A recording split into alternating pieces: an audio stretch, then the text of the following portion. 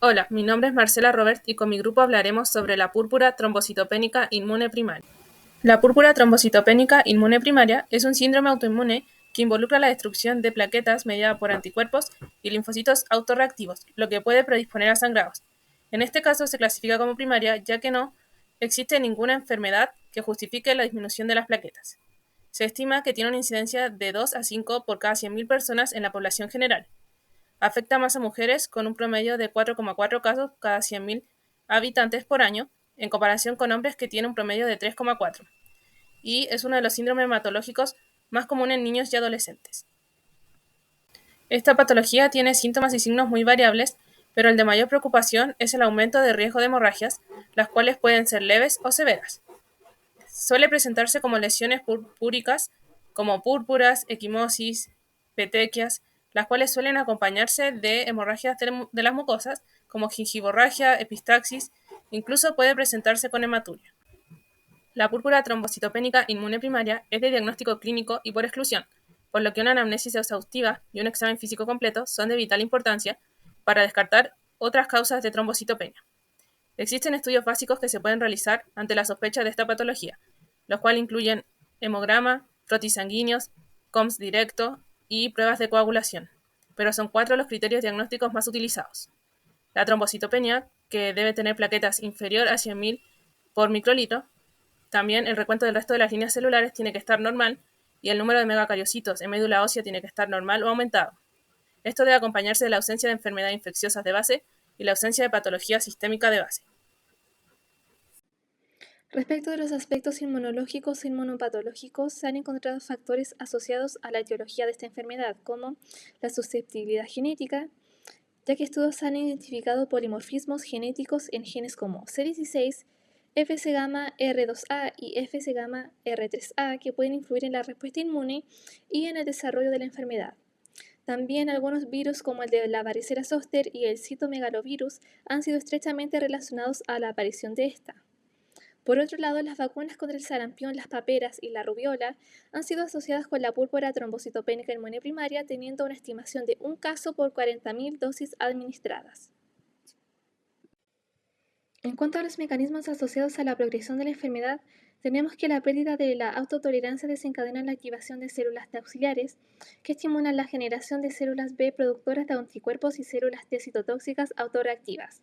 Los anticuerpos opsonizan las plaquetas facilitando su eliminación en el vaso y el hígado a través de macrófagos del sistema retículo endotelial.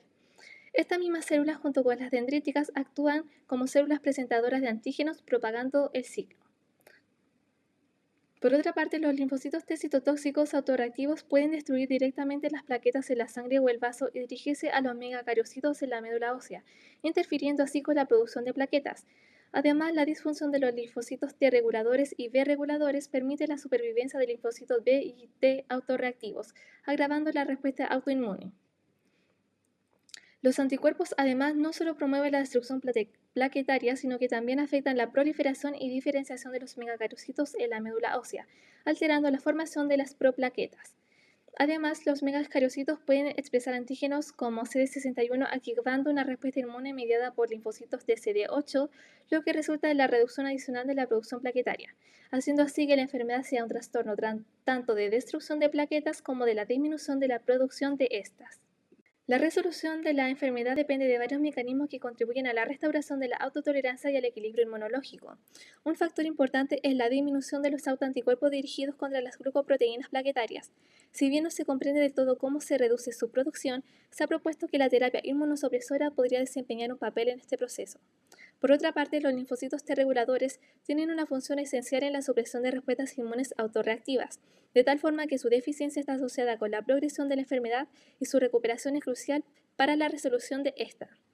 De manera similar, los linfocitos B reguladores contribuyen a la supresión de la respuesta inmune y a la restauración de la autotolerancia. Por último, el factor de crecimiento transformante beta, del cual las plaquetas son una fuente importante, puede desempeñar también un papel en la remisión de la enfermedad, ya que se ha sugerido que el retorno de los niveles del factor de crecimiento tras la recuperación del conteo plaquetario podría contribuir a la estabilización inmunológica y a la resolución de la enfermedad. Bueno, en cuanto al funcionamiento normal y las posibles alteraciones de esta patología, entendemos que en un organismo normal se esperaría que en los órganos linfoides, durante el desarrollo y maduración de los linfocitos, cuando se detecte un linfocito autorreactivo, este sea eliminado. Sin embargo, existe la autotolerancia, la cual es una propiedad normal del sistema inmune que se adquiere tempranamente en la vida fetal cuando se está desarrollando el repertorio de las células inmunes. Y cuando fallan estos mecanismos de desarrollo, se genera la autoinmunidad y consigo las enfermedades autoinmunes. En este ámbito, la púrpura trombocitopénica inmune primaria está causada por el desarrollo de autoanticuerpos plaquetarios que provocan la destrucción de las plaquetas. Y estudios demuestran que los anticuerpos dirigidos contra las plaquetas son específicos de la glucoproteína 2B3A, aunque hay ensayos específicos de antígeno que identificaron también autoanticuerpos contra la glucoproteína IB9.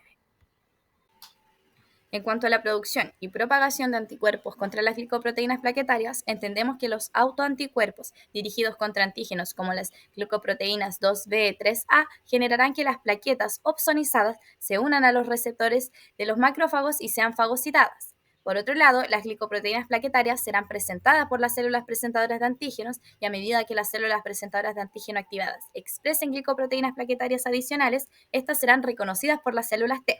Así, los linfocitos T interactuarán con los clones de linfocitos B, lo que da lugar a una producción continua de anticuerpos antiglicoproteína 2B y 3A, además de nuevos anticuerpos antiglicoproteínicos. Ahora vamos a hablar de la patogenia de la púrpura trombocitopénica inmune primaria y de la destrucción de las plaquetas. Las plaquetas, al final de su ciclo vital, que este dura alrededor de 8 a 11 días, estas son retiradas de la circulación por el sistema retículo endotelial en pacientes normales. Sin embargo, en pacientes que presentan esta patología, los autoanticuerpos contra las glicoproteínas plaquetarias provocan la opsonización, la fagocitosis y la destrucción de las plaquetas por el sistema retículo endotelial.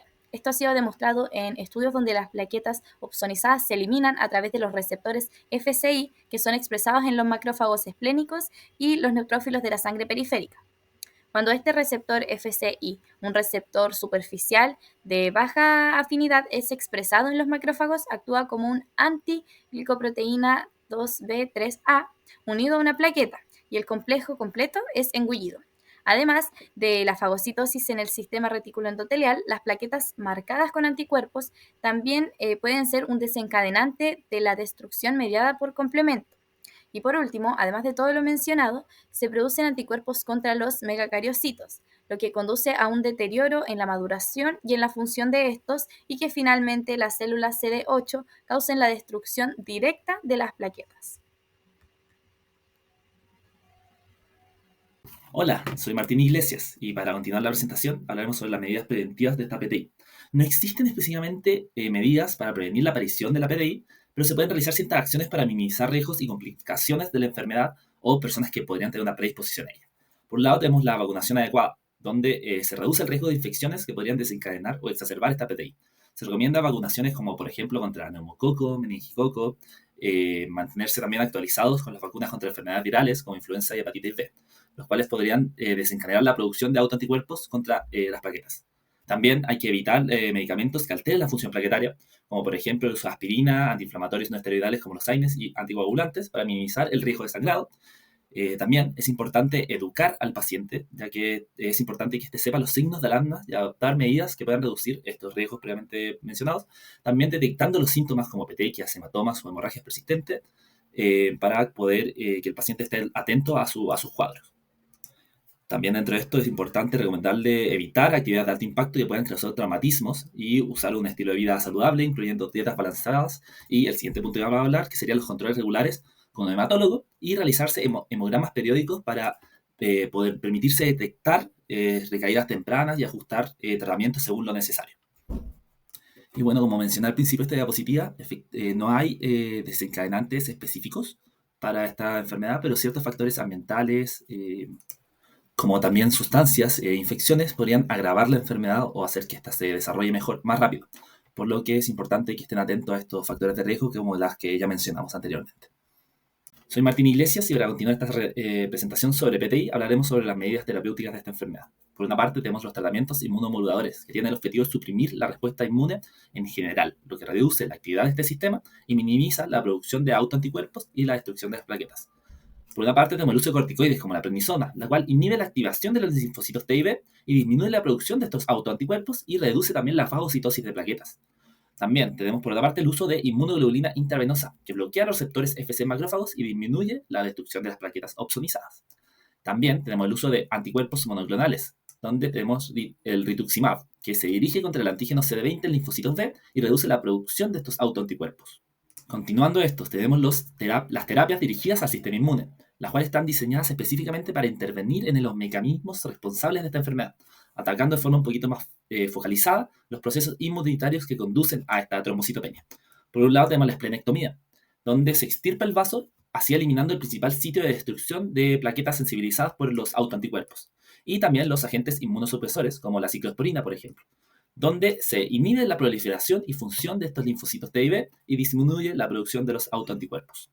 También se puede usar agentes estimuladores de la producción plaquetaria, como los agonistas del receptor de trombopoyetina, donde se estimula la producción de plaquetas al activar este receptor en megacariocitos y progenitores de megacariocitos. Para justificar este enfoque inmunológico, tenemos que entender que el eje principal de esta PTI es la disfunción de este sistema inmune, específicamente la producción del autoanticuerpo contra las plaquetas. Por lo que las terapias que se usan en este momento son esenciales para reducir la destrucción plaquetaria, manteniéndolo en los niveles normales, modificar la respuesta autoinmune para prevenir recaídas y mantener la seguridad del paciente, minimizando los riesgos asociados con hemorragias. Hay que recordar que estos tratamientos tienen que ser individuales, teniendo en consideración la gravedad de la trombocitopenia, el grado de sangrado, las comorbilidades y, siempre estar en supervisión en un especialista de hematología.